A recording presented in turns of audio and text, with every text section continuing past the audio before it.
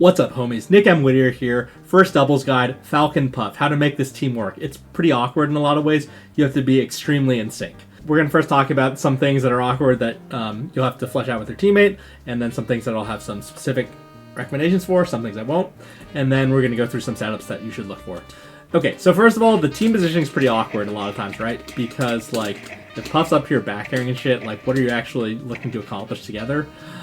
Just make sure that you and your teammate flesh out who actually wants to be in front a lot of times, and also flesh out if you lose neutral or you get caught in shield, what you want to do about it. Because Puff, a lot of times, the way she'll normally back air is like retreating, and then if you end up rolling, trying to roll behind her, you can get hit by that. She needs to know what you're going to do out of shield better than other teammates would. When she's in front, if she ends up shielding, you need to remember that Puff has rest out of shield, so if like her shield gets up smashed by Fox, for example, it might be better to let her rest out of shield. So you have to know if your teammate's good at that. You have to talk about this. You know, usually if your teammate's shield gets hit by a laggy move, you'd want to knee it, but with Puff, this isn't always the case.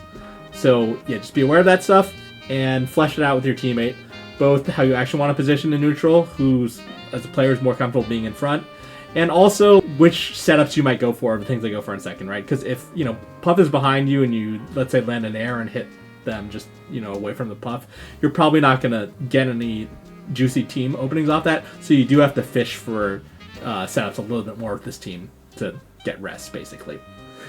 Another thing is her saves. Puff is good at saving. Falcon a lot of times can keep, you know, up being and shit. So Puff can down air you, she can pound you, or she can up air you. With down air, you know, usually people just keep spamming up and going high, which might be good, but she might also be able to also help you recover low.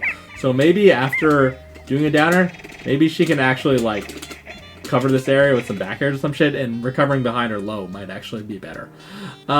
With up air, you generally want to DI away from the stage, maybe up and away, because you generally won't have a jump, and if you DI over the stage when you don't have a jump, there'll be so much hit stun you'll just get yourself comboed and killed.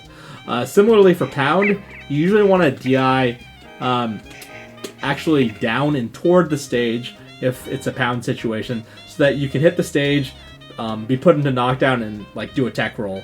Because if you get hit high and you don't hit the stage, then you're just gonna get comboed again. And same as like with the up air.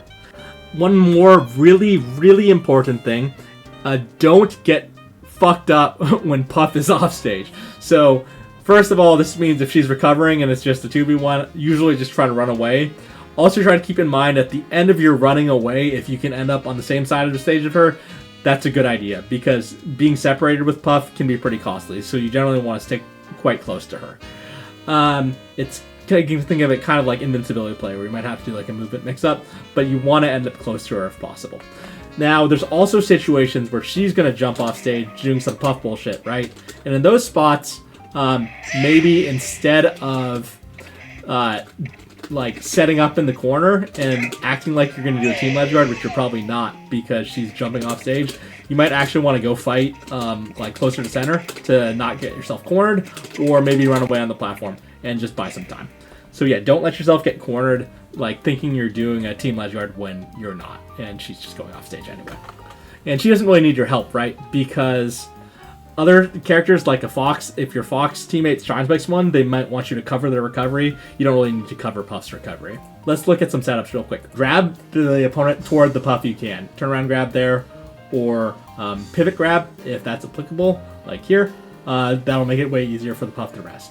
If the Puff knows that you know not to stomp knee, as is usually going to be your muscle memory, and to let them go for a rest, raw, off a launcher, do that, and then target switch if you can. If you get a grab at below 20 in an isolated situation, just throw right away, because you won't have enough time for the Puff to set up for a rest, and let them roll. If the opponent fucks up and rolls toward them, you go for your single shit. You know, you might also be able to send up for a like stomp and grab there. If they're between 20 and 40 about, usually back throw, pretty hard for Puff to rest, but if they're really good, they might still be able to do it. If they're over 40, then have the Puff jump past and rest. That's just pretty much where you want to go. You can use a forward throw like right there, which, you know, can cover you. Forward throw will generally be the throw you want to use. to gain invincibility because it won't contort the enemy hurt box in a way that makes them dodge the grab. So, Pound can be a good launcher, and it can be something that Puff could actually conceivably approach with, could set up for a knee. Obviously, Pound Rest can be a thing, but a lot of times they will get disrupted if they're going for that. So, same thing can go for Up Tilt. Up Tilt, launcher, could set up for knee. Again, same thing where Up Tilt Rest could be great, but they will usually get disrupted. So if they know to target switch, you might even intercept someone like here and get this, up to a rest that I said, because they'll probably won't be ready to die. Another thing you can do after a launcher as Puff is cheese with a crouch cancel. So crouch cancel rest right there could be a thing.